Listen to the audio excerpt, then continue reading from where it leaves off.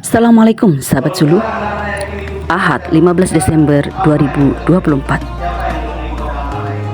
Penyuluh Agama Islam Kabupaten Aceh Timur membersamai safari subuh sekaligus santunan anak yatim bersama tim pejuang subuh Kabupaten Aceh Timur.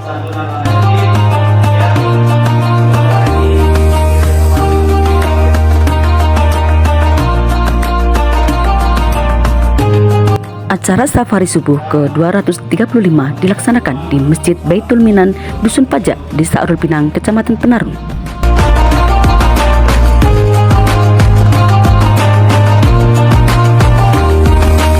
Tengku Abon Kasih Sayang sebagai pengisi tausiah disambut oleh Cek Mat Muhammad Ishak, Camat Kecamatan Penarung.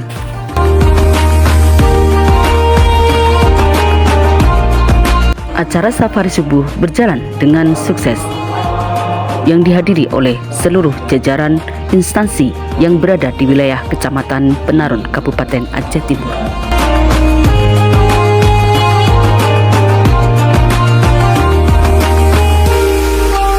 Santunan anak yatim sebanyak 78 yatim piatu di wilayah Penarung menjadi penutup acara safari subuh. Dilanjutkan makan bersama.